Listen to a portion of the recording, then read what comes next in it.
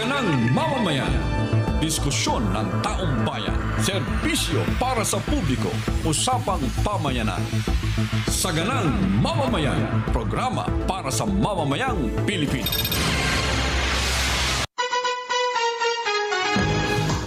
Thursday po ngayon, kumpleto ang barkada. Masayang Thursday, Nelson. Masayang Thursday, Jan. April 9, araw ng kagitingan. Sa lahat ng mga kababayan namin na nasa ibayong dagat, welcome sa Saganang Mamamayan. Araw ngayon ng mga sigang mister. Kuya Benny Antipoda, masayang araw ng kagitingan. Masayang araw ng kagitingan sa ating pong mga tagapanood. Naway lagi pong masagana ang ating mamamayan. Para kang umattend ng araw ng mga magpunta bang Mount Samat? Hindi, kasi ngayon ako naglaba.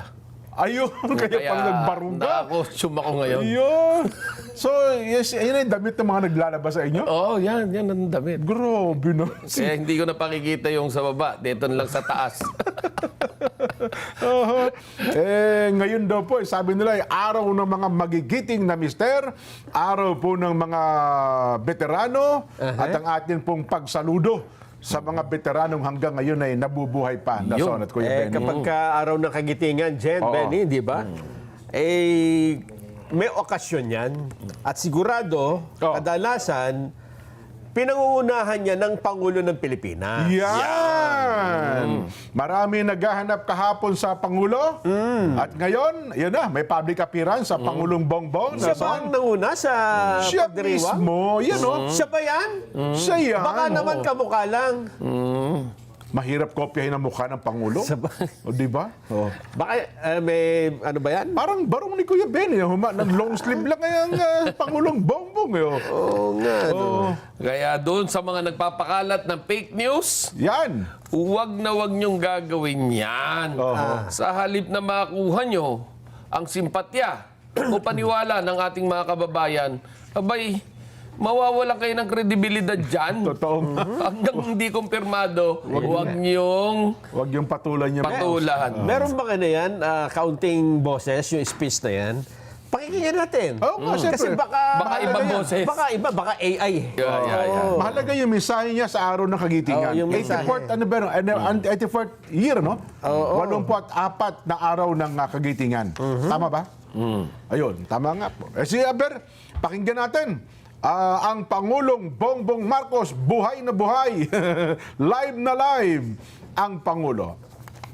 We continue to work closely with the Philippine Veterans Affairs Office to establish veterans hospitals in the Visayas and in Mindanao, making healthcare more accessible to those who have long served our nation. The heroes of Bataan gave their all so that we and the generations that follow may inherit a nation that is free, sovereign, and worthy of their sacrifice. Siya nga, ano? Yan. Siya. Siya Walang talaga. duda. Oo. Pero talking about araw ng kagitingan, naway mailagay natin sa ating puso't damdamin ang naging magigiting na bayani ng ating bayan na nagbuwis ng buhay para sa atin. Totoo. Oo. Kasi parang nawawala na yung pagkabayani ng Pagiging Pilipino. makabayan. Yung pagiging makabayan, mas Nangingibabaw na ba kayo? napapakita nila yung pagiging makabayan sa Facebook na lang. Ganon. Oo, tsaka doon sa online na lang. Tayo'y magkaroon pa rin ng ating pusong makabayan talaga. Mapagmalasakit sa kapwa. Mapagmalasakit sa kapwa. Mapagmalasakit You know, sa in bayan. our own little way, dapat ipakita natin yung pagmamahal natin. Gaya niyan, yung basura na lang, makita mo na sa kalye, nakakalat, pwede mo namang pulutin at itapon sa basura. Totoo. Yun, napakaliit na bagay nun, pero isang pagiging bayani na rin yun. Totoo. Dahil kalikasan natin ang inililigtas mo. Bayani ng kalikasan niya. Nga pala, shout out kay bagong Secretary Mitch Cuna. Juan Miguel Cuna ng DENR. Di pa lumalabas, hinahanap-hanap ko pa, hinintay-hintay ko. Hindi pa confirm Sumechepo pa ata. Oo, pag na-confirm na yun. Oho. Sa lalong madaling panahon. Yan. Ano naman yan bukod sa, hindi naman niya dapat ikahiya ang paglabas sa media dahil bukod sa pogi na, macho pa. At saka matalino yan. Oo. Hindi mo rin basta-basta ang mamaliit yun ng katalinuhan ng Mitch Cuna. Attorney. Yes. Abogado talaga at magaling at matagal na rin siya dyan sa DNR. At bilang araw din ng mga bayani, siguro, Kuya Benny, Nelson, yung bilang isang mamamayan, ano ang ating nagawa para sa bayan? Kasi lagi iba kayo hinahanap Anong gagawin sa akin ng bayan? Di ba may Anong gagawin kasabihan? sa akin ng gobyerno? May kasabihan, di ba, sa Amerika? Ano yan? Do what you do for your country, not your Yun. country can do for you. Yun. Di ba? Maliit na kaparaanan. Government pala. Government. Di ba? Tama ba yun? Tama. Yun ang dapat tayo. Yun ang pagiging makabayani. At siyempre, hindi na natin kalilimutan ang mga bagong bayani sa panahong ito. Ang ating mga overseas Filipino workers. Di ba? Sila ang ating kinikilala sa gitna ng problema ng bansa na kinakaharap. Sila po ang bumubuhay ng ating ekonomiya sa kasalukuyan. Yun nga dapat ang pinarangalan natin Yun na nga. Yun ang dapat na pinupuntahan natin at kung ano mang maiaalay natin sa kanilang mga pamilyang naghihintay dito. Alam mo, hindi hindi yumayaman o sabihin mong umaangat sa buhay itong mga pamilyang ito kung hindi nangungulila sila sa kanilang mga magulang na nasa ibayong dagat para lang itaguyod ang kanilang kabuhayan. Yun nga, hindi pa umaalis sa kanilang, hindi ba naghihiwalay ng pamilya, no? Nangungulila na kasi pumapasok na sa isip na, ako, matagal kong hindi makasama ang pamilya ko. Hindi ko ando na, nalulungkot. Karamihan pa sa mga nagiging anak niya napapariwara dahil nga naman wala gabay ang magulang. Karamihan ay nasa abroad. Inalagaan yung anak ng ibang tao, pero samantala yung kanyang anak ay hindi niya naasikaso. Yan ang mapait. Nandun lalo na yung mga nagtatrabaho dyan sa Singapore. Shout out sa inyo. Sa Hong Kong. Ayan. Yung mga domestic helpers. Si Kareste Bugarin sa South Korea. Diyan, dito kami. Salamat sa inyong pagkilala sa aming mga OFWs. Yun. Di ba? Yun ho sana. At syempre, hindi rin natin kalilimutan yung mismong veterano na nabubuhay pa hanggang ngayon. May buhay pa ba? Meron pa. Meron pa naman daw. Yung talagang naging bahagi ng Death March. Di ba? Saan nga ba yung Kapas Tarlac hanggang Bataan? Di ba? Yes. Tama. Ayun, buhay pa. Si Lolo, yan, buhay pa rin. Sabi ko sa iyo. Sinong buhay pa? Yung presidente? Hindi, yung yung matanda. Malakas yun. Malakas na. Malakas pa yung matanda.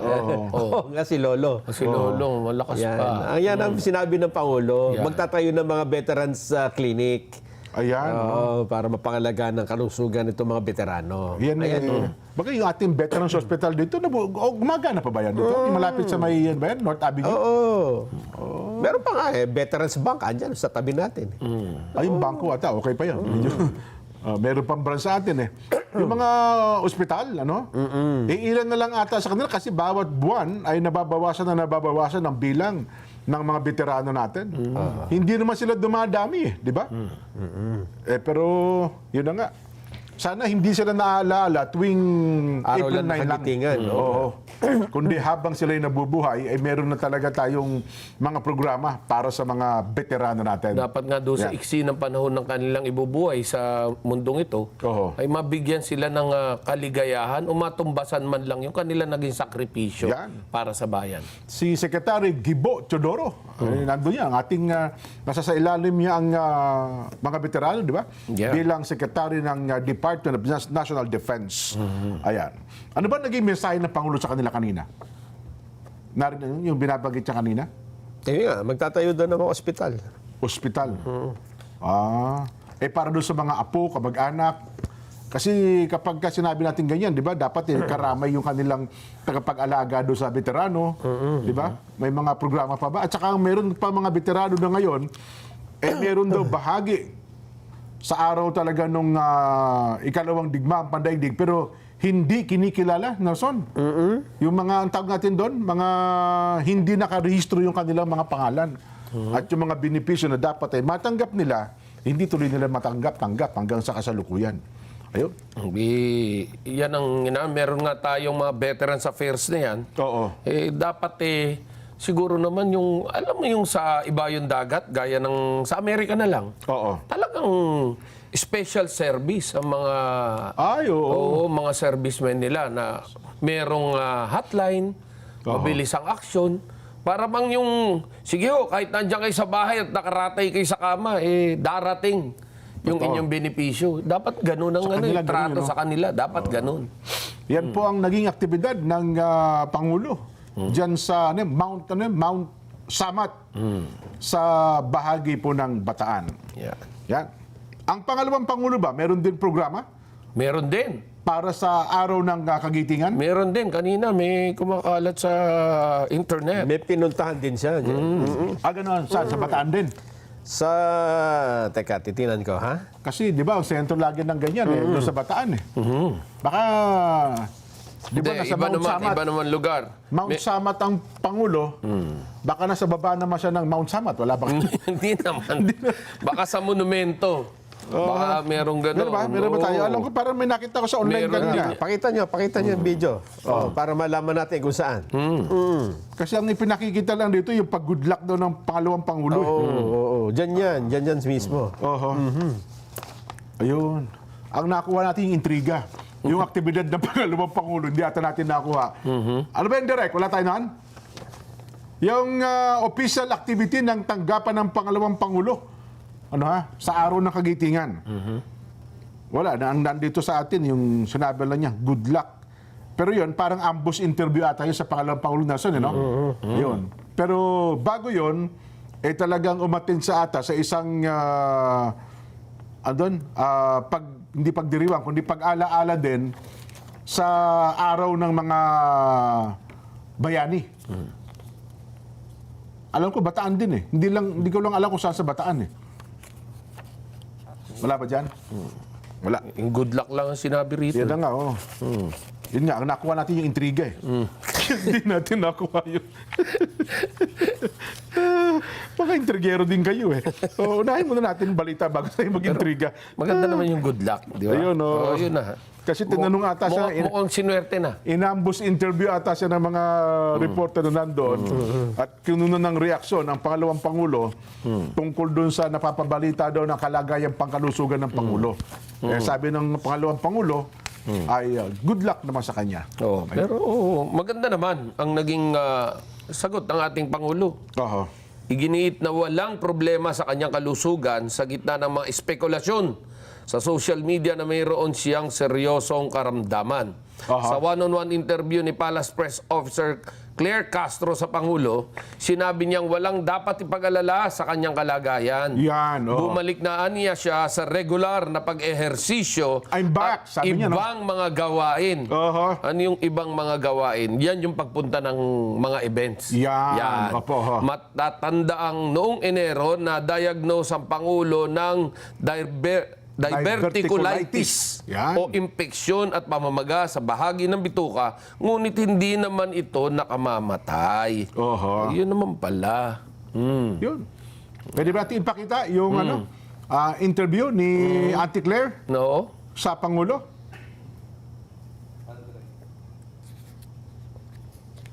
Wala. Napagod yata si Ayun. Ate Claire. Ipe-play. Okay, sige, play Ayan. natin. Play. Auntie Claire. Ate Claire. Ayan. Sir, kamusta po ang inyong kalusugan? Ganun pa rin. Yun na nga, I'm struggling kasi ayoko tumaba ulit. Nawala na yung taba ko, baka babalik. So that's what I'm taking care of. But I want to magpapasalamat naman ako sa mga nag-aalala sa akin. Huwag niyo pong masyadong siniseryoso. Alam mo naman ang social media, palabiro yan eh. At wala po tayong problema. I'm back to my regular exercise. I've been back to my regular routine for the last 3 months na ito na patuloy lang aking ginagawa. Watching usual, doing my usual, watching my health, making sure that I'm always ready to do the work. So, yung diet nyo, sir, Wala na. okay na po? Wala nang bawal. Matagal nang wala na. More than 1 month na akong walang bawal. Actually, wala naman talagang bawal. Marami lang suggestion na iwasan mo itong ganito, iwasan mo yung masyadong mantikain. Pero wala na yun. Hindi ko na masyadong iniisip ngayon. Yeah. Ayun. Oh. Oh. No problem. I'm back. Wala na pong problema. At dahil ba dyan, Oh. bumaba ang presyo ng krudo? Ay, hindi. Iba Akala ko yan, problema. akala ko Ang may yan. problema sa atin, kasi binararatangan nila, ang Pangulo may kanser niya. Ay, Oo, may cancer, stage 4, ganyan. Ako sa tingin ko, may cancer yung lipunan. Di ba? Mukhang hindi lang po stage 4 ang cancer ng bayan natin ngayon. mukhang dying na talaga. Mukhang kung hindi kayang... Comatose na. Hindi ko alam kung paano natin isusurvive ito. Di ba? Yun po yata ang kinakailangan gamutin. Ang malalang sakit ng sambayanang Pilipino. Ayan. Kung ang Pangulo ang pag-uusapan ng kanyang kalusugan, wala na pong bawal na pagkain. Ang gusto lang ng Pangulo ay mapanatili ang kanyang kalusugan. Yung Yan. kung mapapanatili nyo, gaya na rin sabi niya, bawal yung masyadong mamantika. Kahit na may sakit ka o wala, talaga naman bawal masyadong mamantika. Yung mataas ang yung cholesterol. Tataas yung cholesterol mo. Okay. Ayan. Oo. Pero ako naman dito, Nelson at Kuya Benny, dahil sa nangyaring ito sa laging ang Pangulo hinahanap, ito hindi ba maalala mo, nung ang Pangulong Duterte, ganyan din eh. Di ba? Sino ba dati ang lagi naghahanap sa Pangulo, si Trillanes eh. Hindi, tsaka si Risa Hontiveros. Ayun, Dalawa sila. Ako naman, kung yan ang siguro, baka sana wag na ikasama ng loob ng Pangulong Bongbong kung lagi naman ganyan. Kasi sa mga naunang Pangulo, si BP, si Pangulong Gloria Macapagal Arroyo dati, di ba? Ganyan din. O si dating Pangulong Ninoy Aquino. Di ba? Noy. Ganyan din. Kahit sinang maupong Pangulo. Hahanapin talaga. Si Pangulong Digong noon, parang mga isang buwan atang wala eh. Kamukat-mukat mo, biglang lumabas ang picture nila ni Senator Bongo. Katabi ang Pangulo, meron pang hawak na dyaryo eh. Oo, para Diba? ipakita na yung jaryong yun, nung araw na yun kinuha. Yun, at Ganun doon lang kabilis. Nakahiga lang daw ang Pangulo, may konting problema. Pangulong Digong tinutukoy, ha? At yun, sabi nga, oy, nakita nyo, anya, malala ang kalagay, may oxygen tank pa sa gilid eh. Di ba? Oo, nilagyan ng oxygen tank. May oxygen tank sa gilid eh. O, ayun. Si Pangulong Duterte naman nung time na yon, sabi niya, sa talagay nyo, sa edad kong ito, wala akong sakit. Di ba? Talaga may sakit ako. Sino bang matanda sa panahon ito na ganitong edad na hindi may sakit? Talaga may sakit ako. Tsaka ako nga, may sakit niya yung dito ko, yung sa kamumotor. Tsaka yung paninigarilyo. Yun. Ngayon, ang Pangulong Bongbong naman, sapagkat siya ang Pangulo, yun din. Kapag ka isang araw na wala siya, laging ganun. Nasaan ang Pangulo? Kaya kung magpo-post naman tayo kung nasaan ang Pangulo, huwag tayong mag-iimbento ng kung ano-ano. Yun naman ang sa kabilang banda. Dahil hahabulin daw kayo ng NBI sa pamumuno ni Attorney Melvin Matibag. Yun. So tanggapin na lagi ng administrasyon. Ano ba, sa susunod? Laging meron. Laging meron na ganyan. Laging hahanapin.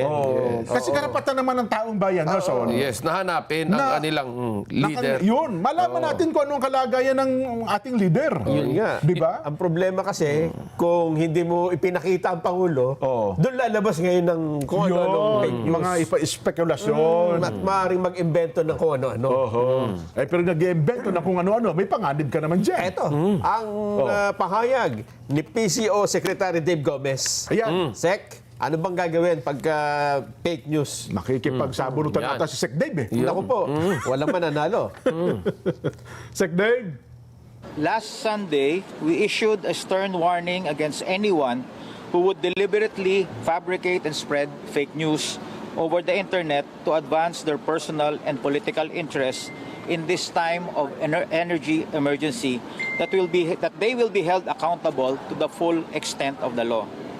Today, upon the directive of President Ferdinand Marcos Jr., the Presidential Communications Office is giving teeth to our warning. We are initiating the filing of charges against the persons responsible for the Facebook page Malasakit News Pilipinas. Malasakit News Pilipinas, for posting fake news in a malicious desire to sow public panic and confusion and undermine public welfare and safety. We are asking the Department of Justice to investigate at least 3 fake news posts, determine the persons that fabricated them, and bring them to court on behalf of the Filipino people to answer for the harm that they have caused the public. Kaya, galit na Hahabulin pala. na. Ang una pala, ang binabanggit niya ay yung doon siya nagpakalat ng energy ba yun? Lockdown ba yun? April 20 daw. At meron silang formal na complaint. Pero ito namang sa kalagayan ng Pangulo, baka isunod nila ang paghahain ng formal na reklamo para tugisin. Meron na, sinulatan na raw ang DOJ na imbestigahan ito. Sino? Yung Malasakit News Network na sinasabi, tatlong site yung sinasabi rito ni Sec Dave Gomez na ipaimbestigahan na sa DOJ at aaksyonan at kakasuhan daw. Will bring them to court, sabi. Tama. Basta kasi ang mali naman dyan, yung fake news. Diba? Nagpapakalat kasi ng takot sa sambayan ng Pilipino eh. Diba? Ngayon, ang tanong, sino yung mga tao sa likod niyan? Yun. Dapat malaman muna yung maging accurate tayo kung sino yung taong may gawa talaga niyan. Di ba? Hindi naman natin sinasabing basta't ituturo na lang natin kahit kanino. Huwag naman sana ganon. Dahil madalas ganon na nangyayari. Dahil nga computer yan eh. At napakahirap patunayan kung sino talaga yung may sala. Pero sa ating mga kababayan na nagpapakalat ng fake news, huwag niyong gagawin yan. Kasi alam mo may epekto rin sa ekonomiya natin yan eh. Ayaw naman. Kung ikaw naman mga foreign investor, kayo hindi kayo magkasundo-sundo. Maliit na bagay, pinalalaki ninyo. Paano kung mag-invest sa inyo? Di ba? Tsaka ang masasaktan yan, hindi lang naman yung gusto nyong target. Ang talaga masasaktan dyan is yung mga maliliit nating mga kababayan na salat na talaga sa buhay. Hirap na makakain, magkakaroon pa ng problemang ganyan, lalong lulubog ang Pilipinas. Akong stand ko nga dyan. Ako personal ko lang. Sabi ko, kung kayo anti-BBM, huwag nyo kaming idamay ng pangkaraniwang mamamayan. Kung kayo anti-SAR naman, huwag nyo rin kaming idamay. Yes. Diba? Dinadamay nyo sa bayan ng Pilipino. Kung meron kayong mga disgusto, kayo na lang ang Be factual. Yun. Be factual. Kung ano yung totoo, yun lang ang gawin nyo. Kung ano yung dapat malaman ng taong bayan, ipaalam nyo. Yun. Kapag gano'n na naging aksyon ninyo, abay, lalo pong maniniwala at lalong magkakaroon ng simpatya ang taong bayan sa inyo. Sa nangyayaring yan, minsan ang nasisisi pa yung wala kasalanan. Alam mo, minsan hindi rin gawa ito ng mga kalaban eh. Ganon? Hindi rin ito, sabi mo, gawa ng oposisyon. Hindi. Gawa-gawa ito nung taong nasa gitna na naghahanap buhay lang. Ganon. So, sabihin, ano lang to for monetary purposes. Monetization lang ba ito? For the views. For the views? For the views. Merong ganyan. Dahil nga naman, siyempre, maraming mag-share, maraming Gagalitin ka eh. gagalitin ka. Maraming magko-comment. Di ba? Di sagutan na sagutan. Abay, tuwa yun. Bilangin nyo magkano kinita ng network na yan. Yun. Di ba? Ang Vice President Sara Duterte, may dinaluhan ding paggunita sa araw ng Kagitingan. Hindi na sapatan yan. Ito po ay ginanap sa Davao City. Yun. Meron siyang wreath-laying activity doon. Commemoration sa Battle of Bataan. Kasi kahit naman saan ito gawin eh. So, kinocommemorate lang nila. At ang sabi niya doon ay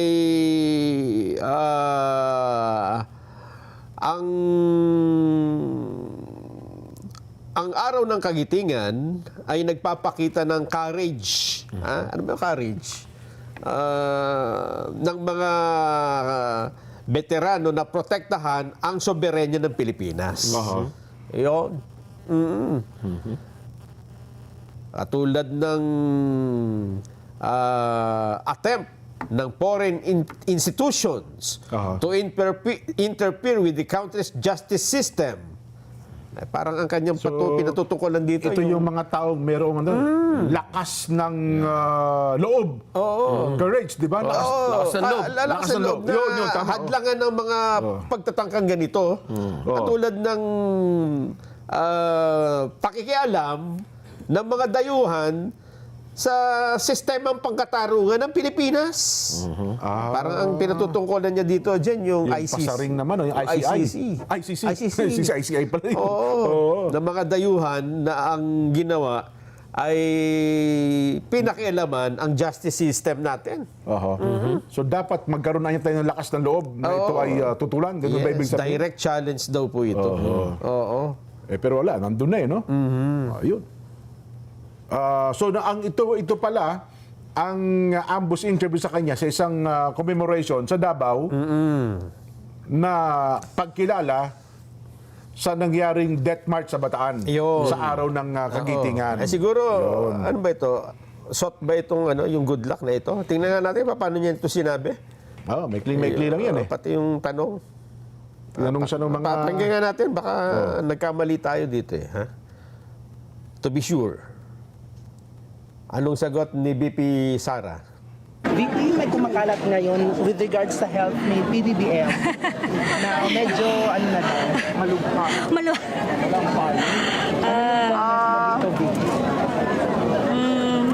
Good luck sa kanya. Thank you. Thank you. Yan. Yun lang. Wala nang kanong Good luck sa tanong gano'n. Sabi na, ano naman kinala? Hindi naman kami magkasama sa bahay.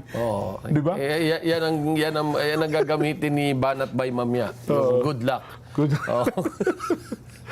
Wala namang maisip na ibang tanong tungkol sa Pangulo kasi pangalawang Pangulo siya. Di sana. Pati yung ginagawa yung intriga, hindi naman confirm. Alam mo, kapag media ka, bago mo itanong, i-confirm mo muna kung totoo.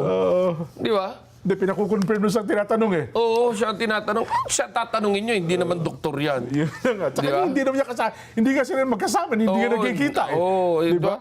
Isipin nyo, assuming na may sakit ang Pangulo, gagatungan nyo pa, iintrigahin nyo pa lalo nyo pag-aawayin. Di ba? Ano ang masasabi niyo sa araw ng kagitingan lang sana? Wala ba na pasakali no? Wala, sanabi ng Pangulo, kawawa din naman ang matatanda. Ganyan. Dapat matulungan natin sila. Tumatandaan na po ang Pangulo. Doon masasabi niya, doon pa rin na pala punta. Ay, nako. At bilang tugon sa pagtaas ng presyo ng langis, nagkaloob po ng libreng sakay ang Department of Transportation at ang Philippine Ports Authority na magsisilbing tulong sa ating mga kababayan sa kanilang araw-araw na biyahe. Simula po kahapon, April 7, umikot ang libreng sakay sa EDSA busway route mula Monumento hanggang PITX at pabalik. Alinsunod po sa ruta ng EDSA Carousel na bumibiyahe tuwing alas 6 ng umaga hanggang alas 9 ng gabi. Sa unang araw ng implementasyon, nakapagsilbi ito ng 1,330 na pasahero at inaasang mas marami pa ang makikinabang sa mga susunod na araw. So ilang bus ang lahat ba ng sumakay doon sa sa EDSA Carousel o ilang bus lang ang pinili na may libre sakay? Lahat yan. Lahat. Kasi nakalagay 1,300. Tsaka ang dami na talagang kumikilos ngayon. Ang daming nagtutulungan. Sa Maynila. Si Mayor Isko. Si Mayor Isko Moreno. Lalo pang dumami ang bilang ng tumangkilik sa libreng sakay program. Binigyan ata ng 3,500 na sweldo ng mga driver 214,000 na ang nakikinabang. Ayun. No? Doon sa libreng sakay sa Maynila. Di ba? At 3,500 ay magiging 4,000 na. Dinagdagan pa ng 500. Oo. Sa mga driver ata ng jeep yan. Mga driver ng jeep, no? Yan. Ang libreng sakay program ng pamahalang lungsod ng Maynila ay may kasamang mga tauhan ng Manila Traffic and Parking Bureau upang masiguro na nagbibigay ng tamang serbisyo ang jeepneys na kasama sa nasabing programa. Kala ko may pamerienda pa Kasama lang pa tawhan ng MTPB. Ayun. Dapat bumaba na sila. Baka nagdag pa rin isang pasahero yun Hindi, kung nakita natin, kaya ho namin binanggit dito ang Maynila, hindi po dahil sa malakas sa amin si Isko. Taga Maynila tayo. Taga Maynila kami. Kung hindi, yung mga ibang local government natutulog-tulog sa pansitan, pwede na kayong kumilos din. Ba't na Quezon City meron? Quezon City meron din daw. Quezon City, kay Mayor Belmonte. Yan, si Bico meron din. Si Bico meron na rin. Electric bus mga pinapatakbo nila yung sa Pasay. Hindi ko alam kung sino. Si Mayor Piwi Trinidad kasi medyo mahina ata ang katawan ngayon Hindi na si Mayor Piwi. Sino na ba mayor ng Pasay ngayon? Kasi nung nagko-cover kami ni Nelson doon, si Mayor Piwi Trinidad Si Mayor Rubiano, Calixto Rubiano. Si Amy Calixto Rubiano ang mayor ng Pasay.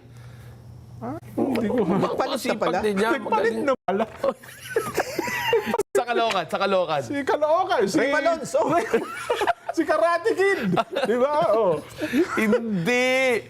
Si Mayor Along malapitan ng mayor ngayon. Oo. Nagpalit na pala. Yung pinakamalaking tao ng Caloocan, di ba? Si Mayor Along. Mayor Along. Mayor Tama kayo. Along. Ay, naku. Paramdam nyo naman yung libreng sakay dyan. Di ba? Hindi, mas kailangan dyan eh. Ay, kasi punong-puno ng tao ang And of Caloocan. course, sa Nabotas, di ba? Yan, oo. Yan yung mga marami tayong mahirap na mga kababayan. Dyan kailangan magkaroon ng libreng sakay. Dapat bumili na sila. Marami ng bus ngayon na electric. Yung may pera naman ng... Meron. Bukas, may ilo-launch sa National Press Club. Ah, ganon? Libre sakay din? Hindi, ilo-launch yung electric jeep. Yan. Electric jeep. Masasakay mga reporter lang. Hindi. Ilo-launch doon sa Maynila at kasama rin si Mayor Isko. Ayun. Yung para para kumbaga maibsan yung problema natin sa tumataas na krudo. Sa Makati, wala tayong ganun nababalita ng mga libre sakay. Ang daming pondo ng Makati eh. Di ba, Makati? Oo, Makati. Yung Ayala Loop ba? Wala bang ginagawa yan? Si Mayor Jojo Binay ata ang anong dyan ngayon, ano? Oo, siya pa rin. Si Mayor Jojo Binay, di ba? Oo. Nakita ka Si rin sa Nancy araw. Binay na ang mayor ngayon. Nagpalit na pala? Kailan ba? Parang napag-iwan na Mayor, kami. shout out kay Mayor Nancy Binay. Ha? Nagpalit na. Si Mayor Binay ay nasa MMDA na. Jejo Marbinay, MMDA chairman. Hindi. Napag-iwan na tayo. Puro bago na Tagal pala. lang sinabi, hindi nag-cover eh. Hindi na ba si Jojo Binay? Kasi galing sa mayor ng Makati, napunta ng MMDA chairman yan eh. Oo. At hanggang ngayon, sa pang-chairman ng MMDA. Alam ko, yung pagkakaalam ko. Yun po. O kayo ay maglalakbay sa pamamagitan ng mga Teka muna, barko. bago yan na. Bago yan. Tinatanong nyo kasi yung mga, huwag nyo nang istorbohin ang mga mayor. Ayan. Bakit? Okay. Kasi inanunsyo na po ng Pangulong Bongbong Marcos, bagong-bago lang po ito. Ngayon lang. Lalabas lang. Na magkakaroon na ng service contracting program simula April 15 sa mga... Next week na yan. Libreng sakay na sa mga jeep dyan. Ikokontratahin na ng gobyerno ang mga jeep. Yan. Oo. Baka yan yung part of the Babayaran na subsidy. nila, susweldohan na. Metro Manila. Kasama na dyan yung EDSA Bus Carousel. Yun. Oo. Yun lang, Sabi natin sa inyo, ha? yun lang bayad sa mga may-ari ng bus na bumibili sa bus carousel, parang hindi pa updated ng bayad hanggang ngayon. Hindi ba bayaran? Nagrereklamo na nga yung operator eh. Kami nang bahala dyan. Sabi nila, abono kami ng abono sa krudo. Pati yung... Abonohan nyo muna. Abonohan nyo muna. Naku po. Eto na, may paalaala po sa atin ng PPA. Panoorin natin.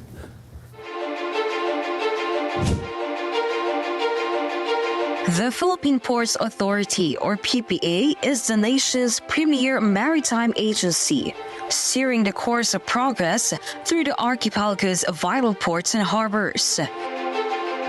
PPA is among the strongest economic performers in Southeast Asia, according to Drury Maritime Research. This translates into bigger figures for the economy, creating a ripple effect in all sectors.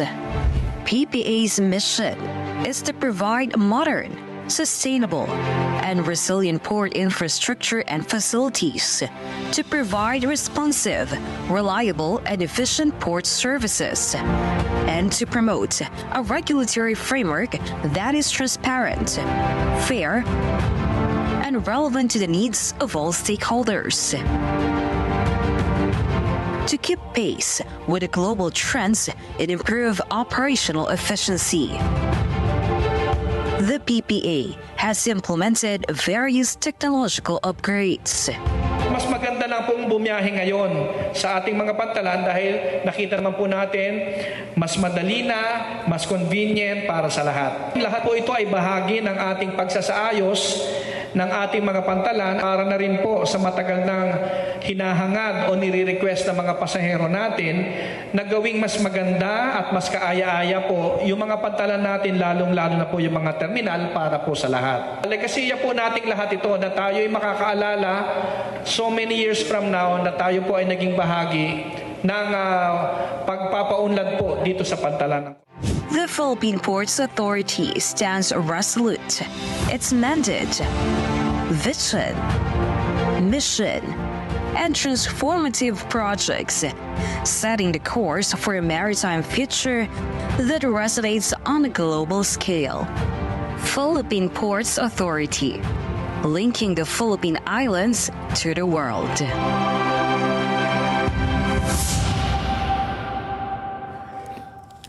Salamat po, PPA. Magbabalik pa po ang Saganang Mamamayan.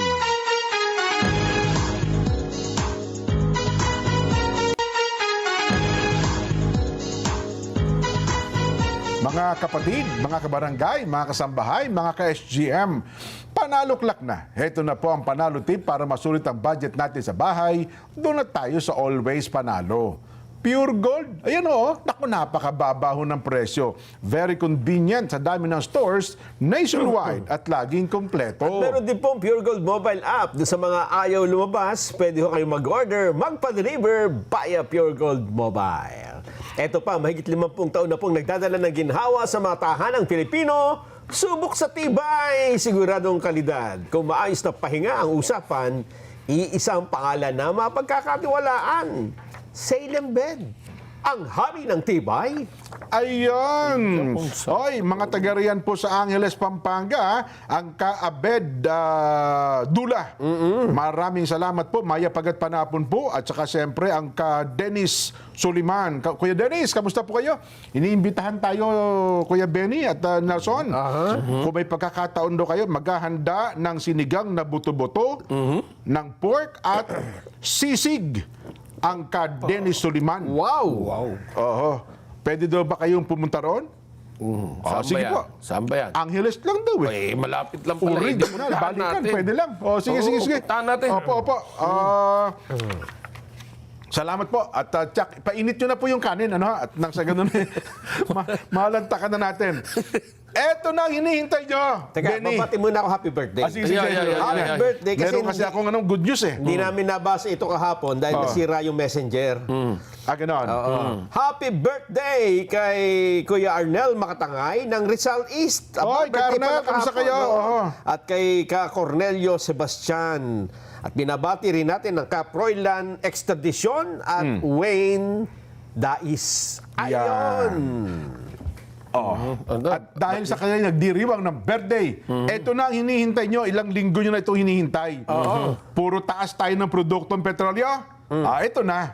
Sapagkat diniklara na po kahapon ang tigil putukan at ang buong mundo, partikular na po ang world market, petroleum products, bumaba po ng 15%. 15% ang ibinaba, ha? Dahil dyan, mararamdaman na po natin ang rollback. Yan. Rollback na! Rollback. Anong roll yan? Ha? Baka naman Tootsie Roll lang yan. Rollback sa presyo ng produktong petrolyo, mga Yun. motorista. Eto na po ang hinihintay ninyo. Eto na. Batay po sa MOPS Trading, sa unang 3 araw ng linggo, tinatayang bababa ang presyo po ng langis sa mga sumusunod. Ano? Na. Sa ilang linggo? Itong linggo ito. 3 araw na linggo, di ba? Nakalipas. 3 linggo na nakalipas. Puro taas. Ngayon daw po, bababa na. Bababa na. Bababa na. Yes. Yan. At alam nyo ba kung magkano ibababa sa kada litro ng diesel? 10 piso yan. 10 piso. Ha? Kasi nung nakaraan, tumaas ng 20. Tumaas ng 5. Hindi, nagsimula tayo sa 55. 55. 55. Kaya akit na 100% na, di ba? Hindi, 130% na. Dami na. tinaas. Oo. Ay. Tapos 15% lang. Mga 20 yan, 20, 10, ganyan. Eto! Hindi kayo, ay talaga naman, matutuwa kayo ng gusto talaga dito. Ay, baka mapugtuang hininga ninyo dito. Ang diesel po ay bababa ng 3.40. No? 3.40 ang ibababa sa kada litro ng diesel. Ano? 3.40. 3.40. 3.40. Parang ayaw ninyo. Parang, At gasolina, sumaya naman kayo, medyo ng konti.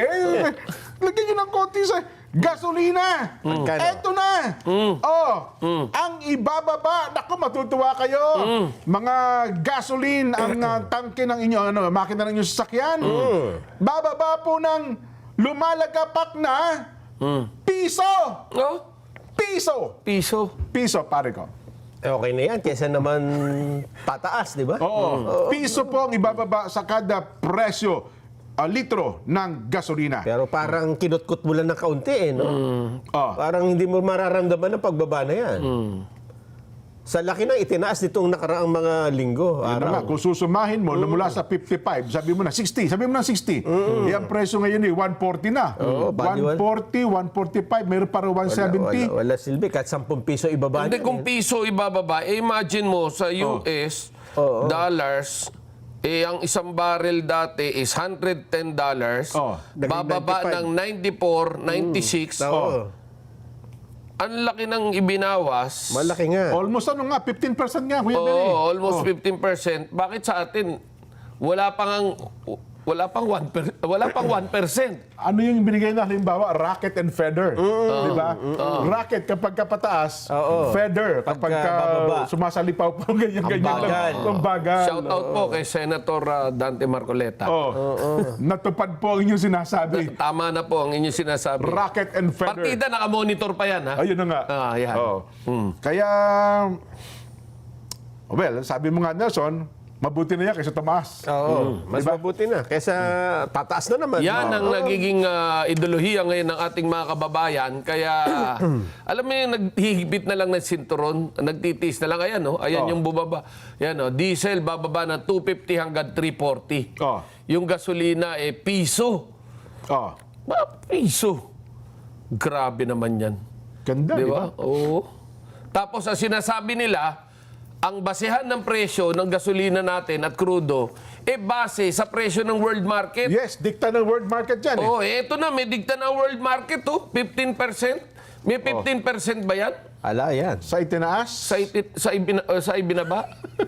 Yan yung sinasabi natin. Noong nagtaas, racket, akyat, taas ka agad, todo. Yes. Di ba? Ilang porsyento yung itinaas? 50% muna. Tapos Ngayon sa kabuuan, 130% na 130% ang itinaas. Ngayon, nagbaba ng 15%, piso. Kaya alam mo, bigla ko ito rin naalala. Ang ganda ng mga tanong kagahapon, ngayon ko lang na-appreciate ko lang, pinapanood ko sa online. Yung mga tanong ni Congressman Lian Libiste, kasi di ba pinag-uusapan, ano ba talaga yung VAT, from 12%, babawasan mo, gagawin mo 10%. Tapos sa bandang huli, tinanong niya yung BOC. Sabi niya sa BOC, sa ngayon po, sa loob ng isang taon, ilan ang nare-record yung oil smuggling? Di ba? Kasi meron pa rin talaga eh. Sa ngayon daw pala, almost, tama ba yung narinig ko? Umaabot pa ng 60 billion to 100 billion kung susumahin ang mga lumulusot sa pamamagitan ng smuggled. Sa kabila ng napababa na natin yan, kasi gumawa na po ng programa siya na Commissioner Ariel Nepomuceno, mga ngayon, ng digitalization. Kaya mahirap ng lumusot. Pero ganun pa man, ganun pa rin pala kalaki ang lumulusot sa... Ito pala, may paparinig ba natin yan para ma-appreciate lang ng ating mga kababayan? Yung pagkatanong? Meron? Wala. Yan, nakausap, Sayang naman. Hindi, kayo ng umaga, meron tayo pinarinigan, Nelson, di ba? Yung sa report ni Mar Gabriel.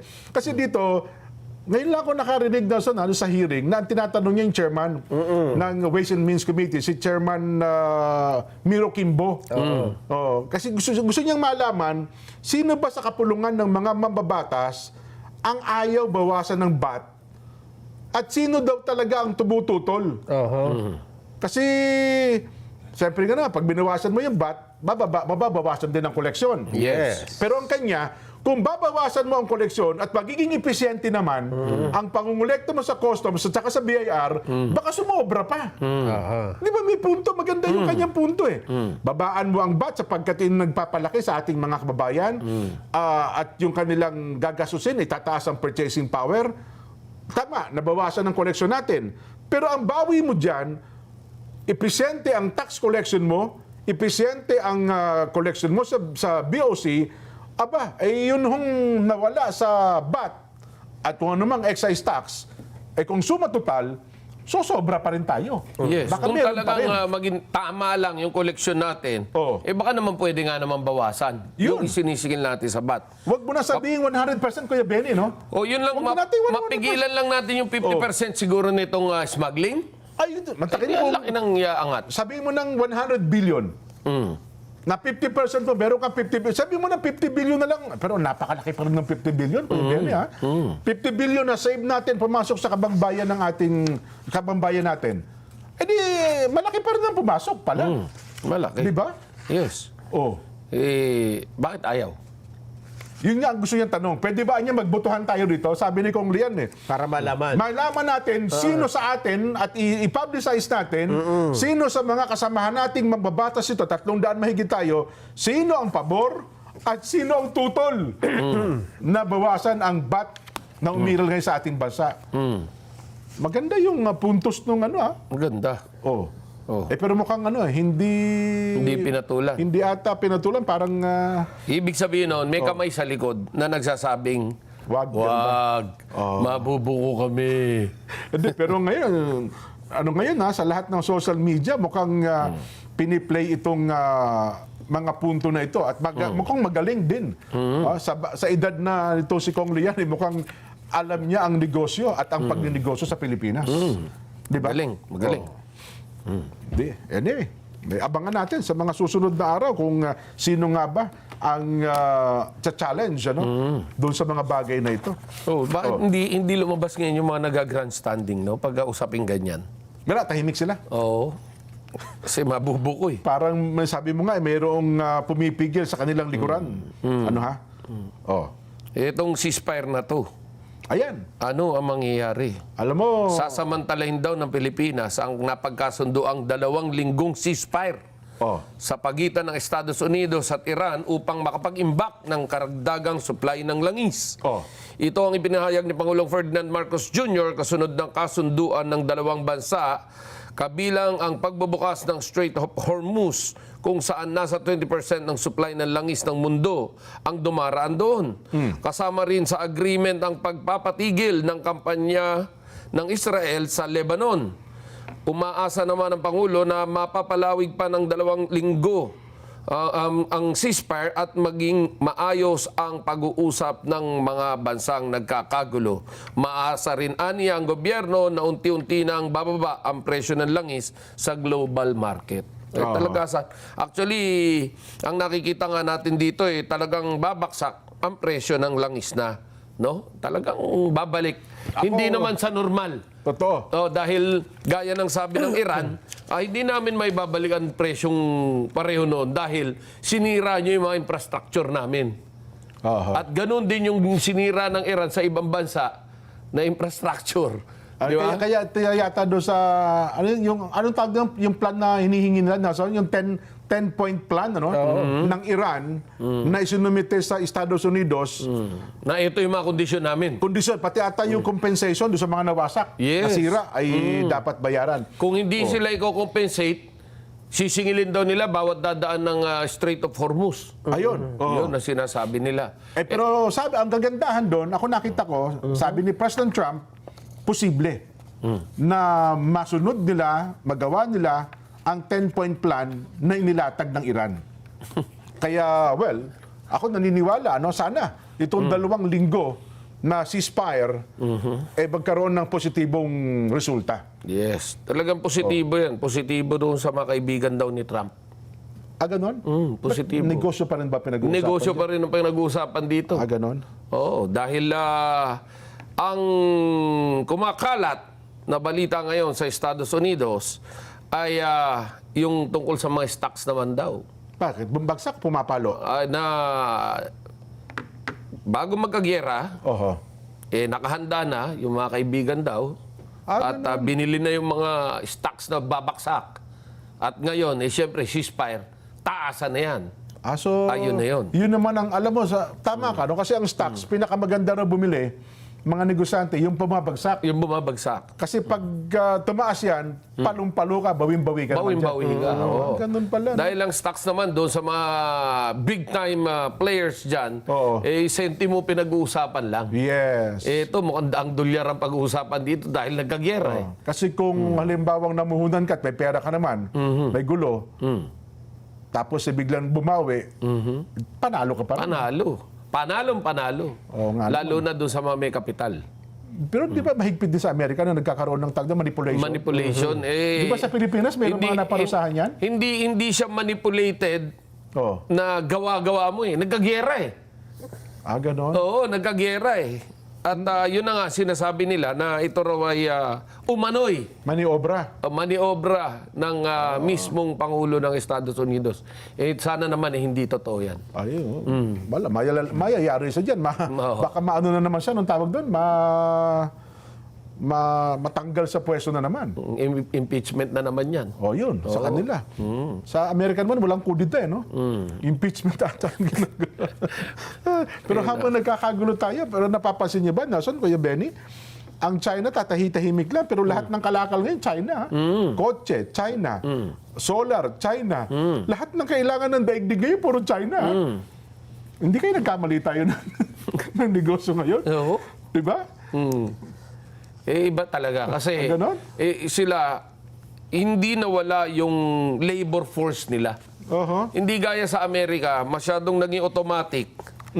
Yung mga tao na mismo, nawala na yung gana nila na magtrabaho talaga. Kasi, Kaya ang nangyayari doon, mga immigrant ang nagtatrabaho. yun na nga. Ito ngayon, pinaguhuli ngayon ng immigration Walang nila. trabaho. Wala nga yung trabaho. worker. Kaya hirap na hirap ngayon ang Amerika. Sa totoo lang, napakalaking problema nila dahil walang nagtatrabaho, walang hardinero na lang, wala eh. Totoo. Ayaw naman nila magtrabaho sa sarili nila. Yes. Diba? Ang worker ay pinaguhuli. Pero itong ceasefire na ito, Jen, Oo.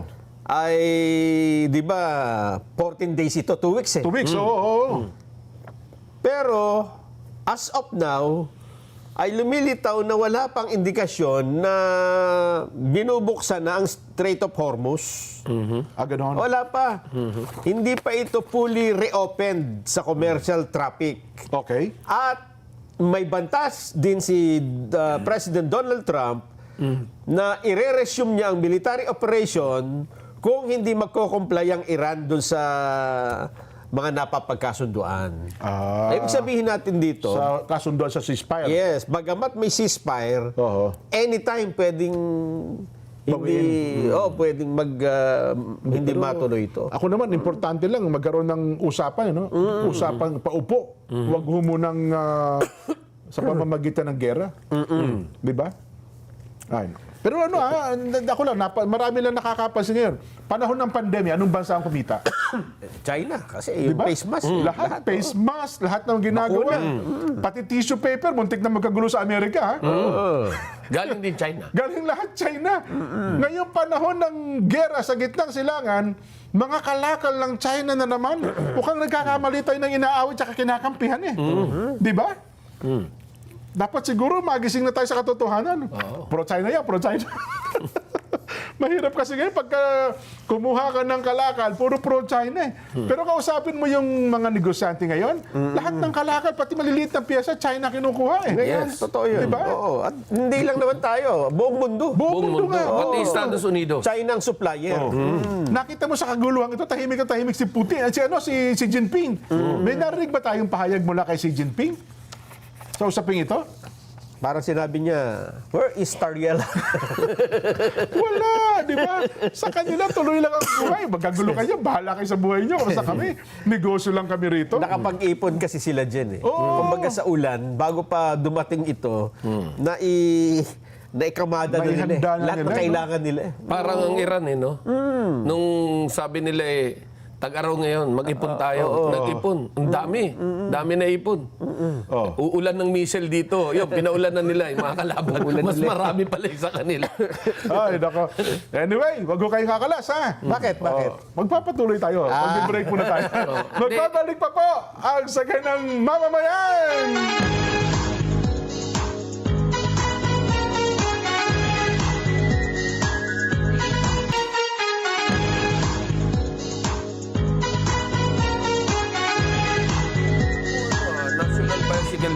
nagsulong nun. Ayan, balik po tayo sa Saganang Mamayan. Iniwan na tayo ni... Nag-walkout ba si Jen? Nag-walkout. Intriga na naman yan. Eto ang sinasabi ko. Dahil po sa patuloy na tumataas na presyo ng mga produktong petrolyo, siyempre, tataas ang mga pamasahe. May nabubuhay na namang panukala, Kuya Benny, na ito siguro napakatagal ng panahon na napapabayaan. No? Ito pong paggamit na muli ng bisikleta.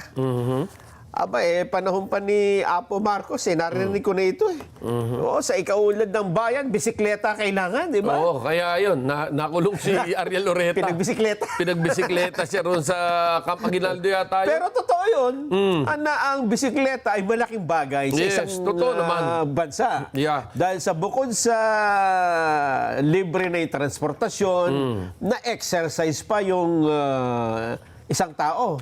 Importante ang kalusugan. Pero, bisikleta, importante ang kalusugan. Kapag yung tabutso naman ng mga sasakyan na nakatutok sa'yo. Yan ang problema. Yan naman ang problema. Kaya naman nakakainggit, Benny, no? Pagka ikaw napunta ng mga ibang bansa, halimbawa, South Korea, halos pare-pareho na Diyan sa UK, sa London, sa Taiwan, maging yata sa Hong Kong meron silang mga bike lane. Yung mga dinadaanan talaga ng bisikleta, hindi ganito.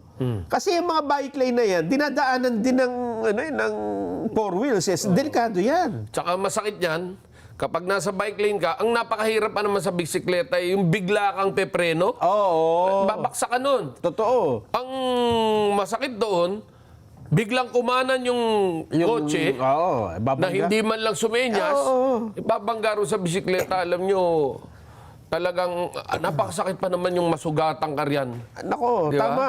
Napakahirap po magbisikleta sa ating bansa. Yes. Kaya, ewan ko anong mangyayari dito sa panawagan na iminumungkahi itong House Bill number 7106 gagawing institutional at palalawakin ang mga bike lane network na sinumula nung panahon ng COVID-19 pandemic. Maganda ho itong panukalang ito. Kaya lang, yung practicality ng pagpapatupad, kung paano, ito siguro yung napaka-challenging, napakahirap. Hindi katulad sa ibang mga bansa na i-disenyo nila yung kalsada na yung bike lane ay safe talaga. Na nakahiwalay talaga. Nakahiwalay. O yung meron siyang island. Oo, may maliit siyang island na naghihiwalay doon sa bike lane mismo. Nadaanan ko nga yung isang bike lane nung napamasyal ako sa isang may ganyang sistema. Yung nakapark lang, Benny, nasa sasakyan na humarang, hinuli nung police. Iba yung disiplina kasi. Iba. Oo. Dito daw po, sa House Bill na ito, ay bibigyan ng tax incentives ang employer na gagastos sa pagbili ng bisikleta. Halimbawa, ikaw may kumpanya, meron ka mga empleyado, sasabihin nyo, dahil mahirap mag-commute ngayon, mahal ang gasolina, mahal ang pamasahe, bibilhan ko kayo ng mga bisikleta. Magbibisikleta na tayo lahat. May tax incentives yung kumpanya na yon. Okay. Okay ito, Kasi environmental friendly din kasi. Okay. Now, etong sinasabi rito, gaya nito, may rent-a-bike pa siya na sinasabi. Yan. Yung ating police visibility, una. Pangalawa, yung ating security. Di ba? Etong rent-a-bike, pwede naman to Alam mo doon sa China, yung kanilang WeChat, yes. Yung scooter, pwede mong gamitin, or yung bike, pwede mong gamitin, igaganyan mo yung cellphone mo, I-scan mo QR yung code lang. QR code. Scan Tapos mo lang. babayad ka. Bayad ka, gamitin mo. Pag soli mo doon, Doon sa susunod na estasyon. ipaparking mo naman yun kung saan mo iiwan. Paparking mo doon, QR code ka na naman uli para out mo. Yes. Tapos iaawas na nila doon sa e-wallet mo. Kaya nga ako nainggit nung nakita ko yung mga ganyan sistema. Kasi hindi lang naman ilang bansa yun nung nakita ko may ganyan Kaya pagdating mo dito sa Pilipinas, sana may ganito. No? Yung para pang halimbawa, nag-aabang ka ng jeep. Wala kang masaya. Dito nga takip ng imbornal, ninanakaw, di mahuli yung nagnanakaw eh. Totoo Di ba? ba? Lahat na lang, di ba? Oo. Oo, parang nakikinita ko na pagka ito in-implement sa atin, kinabukasan wala lahat yung bisikleta. Oo. Malamang mawala eh. Pati gulong. Oo. Naku po. Yun ang Ito pwede to implement Oo. dito sa Pilipinas kung sabihin natin na gaya ng isla ng Boracay. Yung mga Yung talagang isla. komunidad. Komunidad na ang tao Mababantayan. magkakakilala, mababantayan, at syempre pwede nila sabihin, yung isang bisikleta mo kinarga doon sa bangka. Sinong bangka nagdala? So, yung mga bagay na yan, dapat i-consider natin. No? Etong renta bike pwede to, pero ang sinasabi nga natin dito, palakasin muna natin yung seguridad ng ating kapaligiran. Tsaka ito, Benny, parang nakapalob dito ang isang kultura, no? Yung bang kultura na ikaw ay honest. Kasi di ba pwede mo kunin yung bike, itakas mo, di ba? May lugar na gano'n eh. Oo. May lugar na gano'n sa Pilipinas, di ba? Dito nga sa may banda rin sa Benguet, ano to yung pinupuntahan dyan na May store. merong store na walang kahera. walang kahera, honesty bahala ka lang. magbayad. Bahala ka. Di ba? Ba't may gano'n naman eh? Bakit? Sana sa Sana maraming buong lugar, Pilipinas, gano'n. majority. I think, ang ibig sabihin kasi, marami talaga naghihirap. Oo. Kaya nga hindi natin pwedeng gamiting dahilan na mahirap tayo kaya tayo nagnanakaw. Ang ano riyan is, ano ba yung paraan para ayusin natin yung sistema? Yes. Na ang tao, pasukin man ng masamang pag-iisip, mag-iisip ng 1,000 beses bago gawin dahil ang sasabihin niya, naku, mahuhuli ako rito. Ayun. Maganda seguridad ng kapulisan. Tama. Kaya hindi yan. Pero alam mo, in fairness, no, itong bike lane, well, ang inyo pong lingkod ng kasalukuyang nasa DNR tayo ang, nung COVID nga, tayo ang nag-propose sa Malacanang noon, sa dating Pangulong Rodrigo Roa Duterte, na magkaroon ng National Bicycle Day. Yung every third week ng November. Sa DNR nag-emanate yung request na yun. Sa tulong ni ngayon Assistant Secretary Hiro Masuda, naisalang sa Malacanang yan at nagkaroon ng executive order. Ngayon, kung gagawin naman batas, abay maganda to.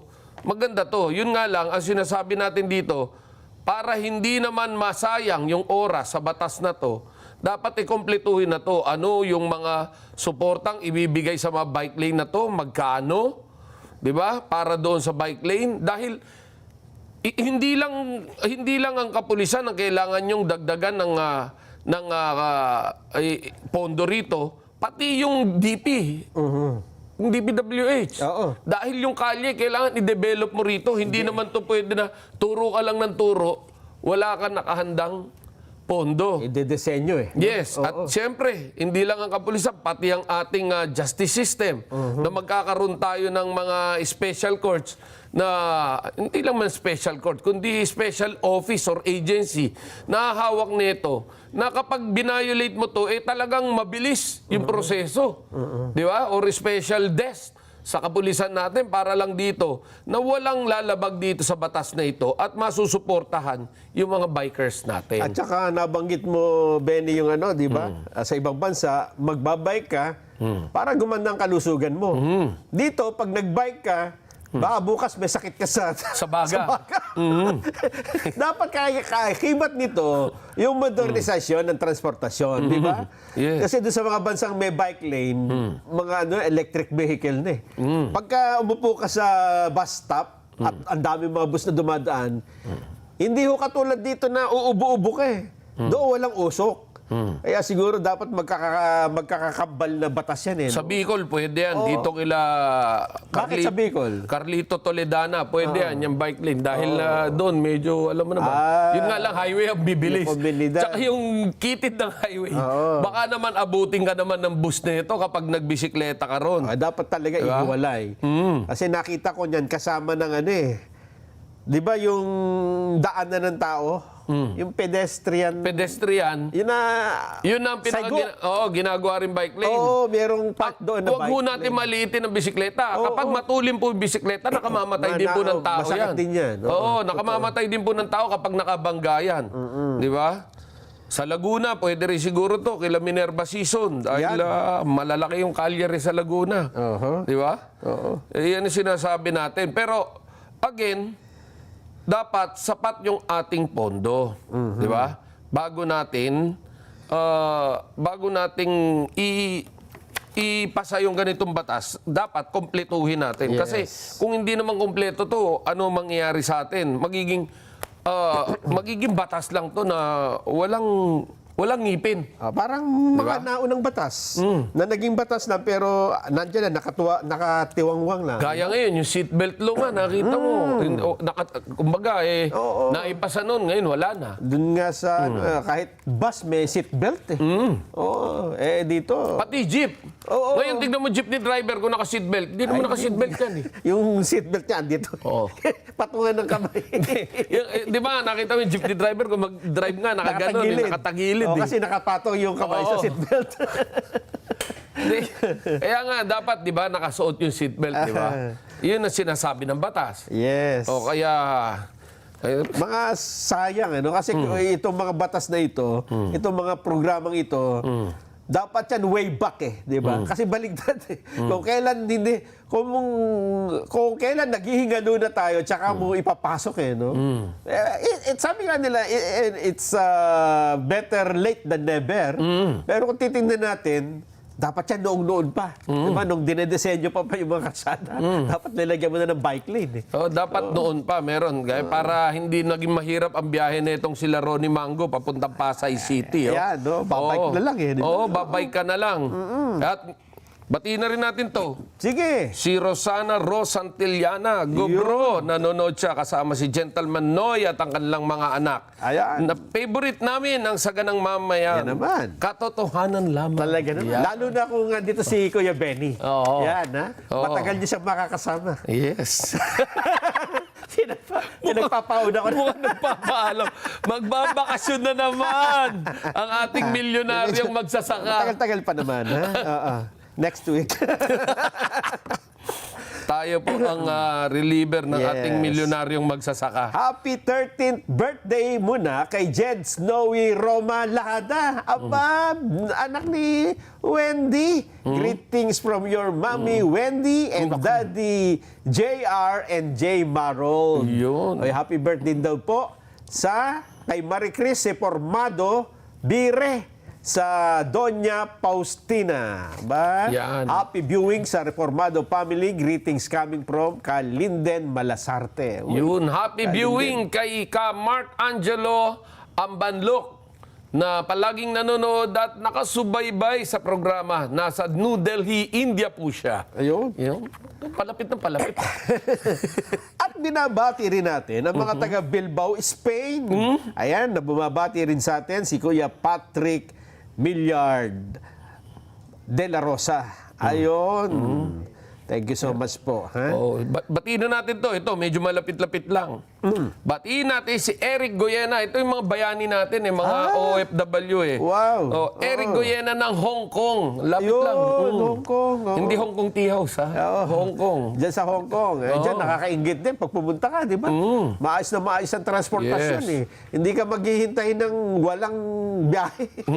Malalaman mo kung may biyahe o wala At binabati rin natin si Kuya Resty Bugarin dyan sa South Korea at ang ating kaibigan sa San Diego, California, Sunny Korea at si Mami Rose. Sana po ay nasa mabuti kayong kalagayan palagi. Alam mo ba, Kuya Benny, sa sobrang init ng panahon ngayon, ayon sa Department of Health, ingat po tayo sa mga heat-related illness. Opo, yung heat stroke, may heat cramps. Pero ayon kay health spokesperson at ASEC Albert Domingo, as of now, wala pa namang natatanggap na report na mga nagkaroon ng matitinding problema sa Actually, kalusugan. kaumpisa lang yan eh. Mga siguro may 1 week pa lang yung Itong hit. tak-init, Oo. itong hit na ito. Pero ang tindi, no? Ang tindi, matindi. Ang hirap lumabas. Oh, imagine mo kanina pagbukas mo pa lang ng gripo.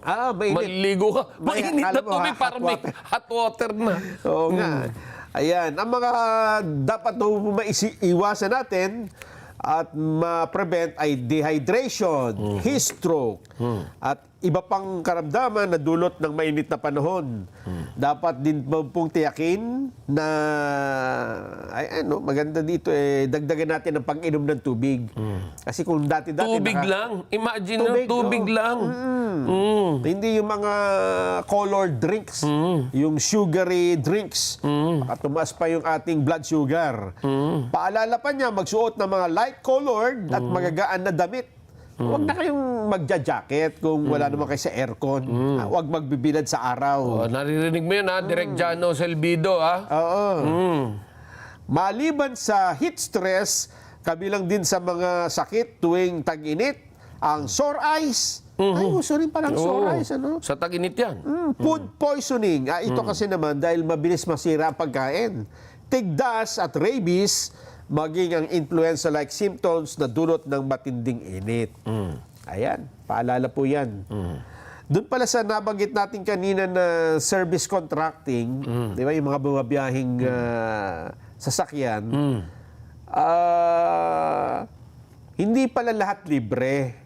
Ang ibig lang sabihin nun ay aayudahan ng gobyerno yung mga operator Para mamasada. Para pumasada. O kasi nga naman, lugi. Lugi. O, ayan, pwede ka na sumakay. Pasay City Host, Lions Club, President, Lourdes, Makiramdam, Ikban. Yun. Ng jeep dahil aayudahan na. Ayayudahan na. Kasi makikita mo, kokonti ang bumabiyahe. No?